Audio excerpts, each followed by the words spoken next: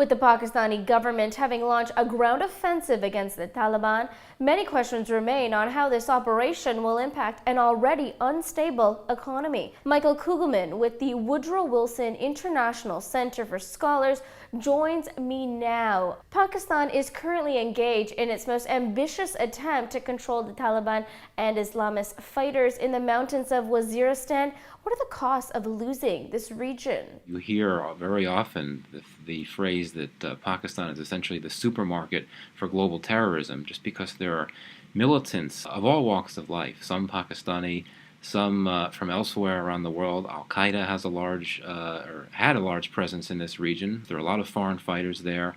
And of course, Pakistan is a country with nuclear weapons, so that all adds to the picture and makes it a really unpleasant stew of militancy. So there's really a lot at stake here. Okay. Now, do you think that the perception that Pakistan has been harboring terrorists, the likes of Osama bin Laden, will be obscured by this current military campaign? Well, unfortunately, no. I think that on a surface level, this military campaign in North Waziristan seems to be a very good thing, because for the very first time in recent memory, the Pakistani government has agreed to launch a military offensive in this locus of terrorist activity in North Waziristan. The problem, though, is that the Pakistani military is going to be very selective in who it goes after. It's going to go after certain militants, like the Pakistani Taliban, that target the Pakistani state.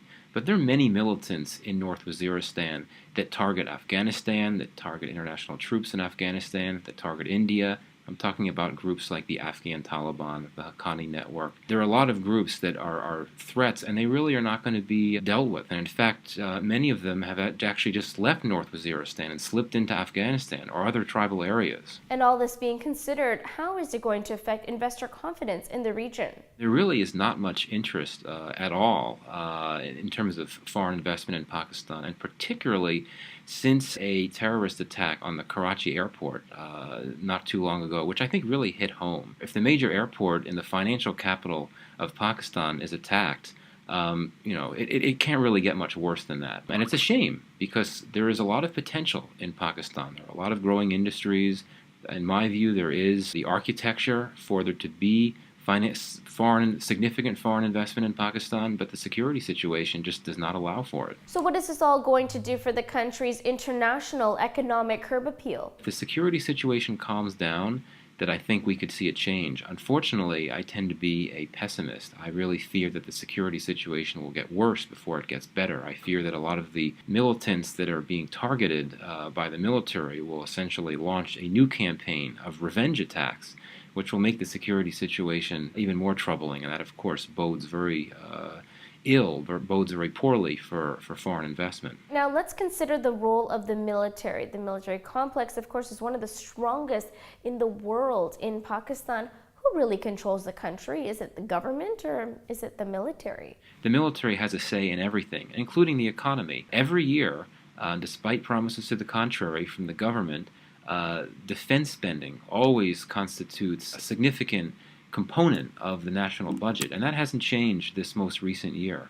And so I think until the military is willing to relinquish its tight hold on the budget, until more money is made available to cover other key areas, from energy to education, there are going to be a lot of problems. Though others will argue, however, that the military, when it has been in power, the military was actually very effective, and that it actually managed the economy relatively well. There wasn't as much corruption and so forth. But the key issue is the military still hogs the national budget, and that's not going to help the economy. But there have been some demographic changes, including the role of the middle class.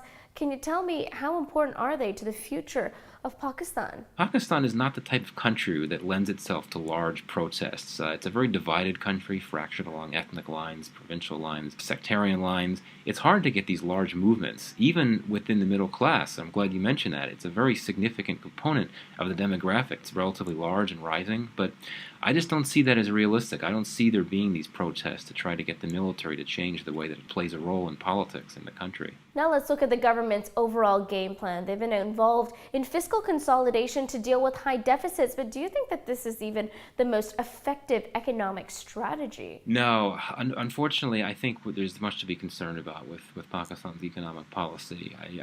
I've said before, I've said many times that Pakistan does have the potential to get its house in order, but I just see repeatedly that despite what the government's saying about belt-tightening moves, austerity measures, that it essentially is settling for handouts. Not too long ago, the Saudi Arabian government, which is very close to the Pakistani government, provided a lot of money to Pakistan to try to deal with some of its economic problems.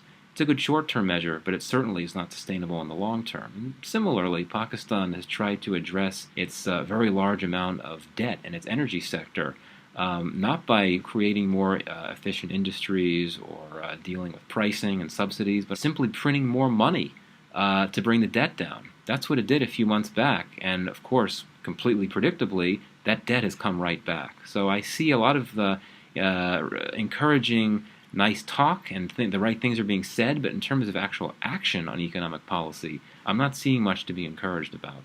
Michael, how long is it going to take for us to see Pakistan really turn a corner? So I think it's going to really take a paradigm shift in how the state and its practitioners and the people that government think about the country on the whole. Maybe one could argue that would have to wait for a new generation of younger, more open-minded Pakistanis to bring about this change. But unfortunately, given what I'm seeing with demographics and young people in Pakistan, they tend to be much more conservative, in many cases more hardline than their parents' generation, more supportive of the military. So I fear that it's hard to put a date to when things could change, and I really worry that Pakistan could really, probably what will happen is it will muddle along. It's not going to collapse, it's not going to fail, contrary to a lot of people, including in Washington here, say. But I think it's really going to plod along, muddle along, and it'll reach a point when you have to wonder how long can it continue to survive on that level, and I don't know.